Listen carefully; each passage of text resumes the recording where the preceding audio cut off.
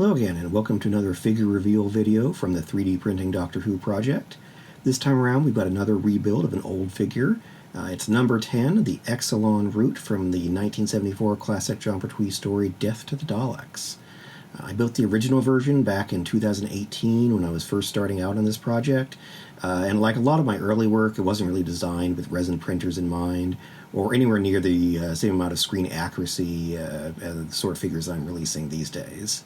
And so even though the basic design is pretty simple, it proved to be quite difficult to come up with a version that would actually work in both filament and SLA resin. So I ended up going through a number of different prototypes and connection designs until I finally found something that could slot together easily enough without snapping. I also had trouble with the original base design because the figure is so top-heavy, it tends to fall over if you don't prop it up against something or glue the base down to something large and flat, like a sheet of MDF or cardstock. So, without further ado, here's the new 2021 version. This version includes a brand new base design and a head that's a little bit more like the actual head of the Root as depicted in the televised story itself. It's a little bit smoother, it's been shaped in an actual 3D modeling program instead of just Tinkercad. You can see we've got quite a large range of movement.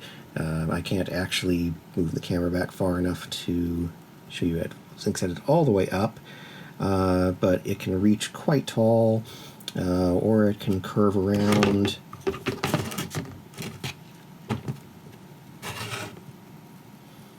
Almost in a complete circle. You can even make it snake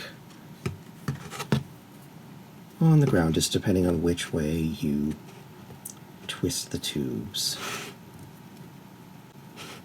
Just like that. So you've got a couple different base options with this one. This particular one right here is the thinner option, which you can see does have some slight problems where it tends to curve a little bit. There is also a thicker option, as you can see here. This one is nice, except that, at least on resin, it does have a tendency to separate a little bit. So you can see here I've kind of had to patch it with some craft resin. Let's see, the thicker version has a little bit more weight to it, so it's a little less likely to fall off your shelf, but you've got a pretty good base even with the thin version there.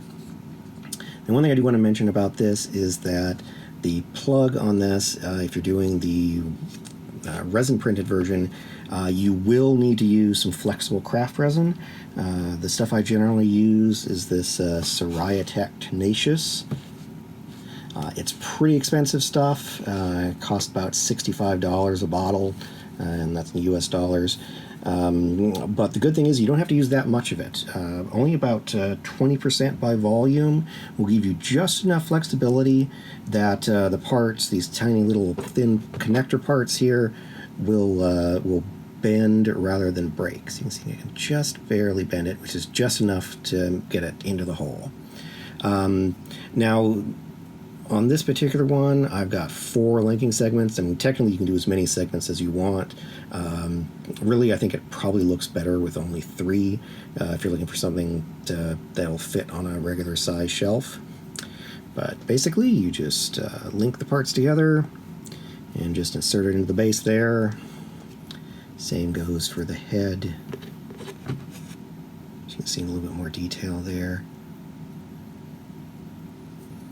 Again, this is the resin printed version. You can still, I did still include the original base design with this one. You can download it if you want.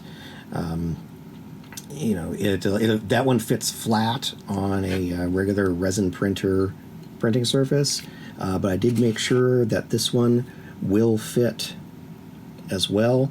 You just basically have to angle it and make sure it has supports, but this will fit in within the total print volume of a standard size Elegoo Mars or any cubic photon print surface. So that's about it for this figure reveal video.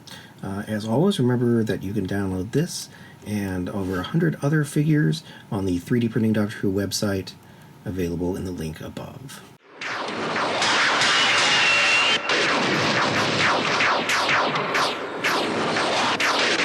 Oh, good shot, sir. Yes, palpable hit.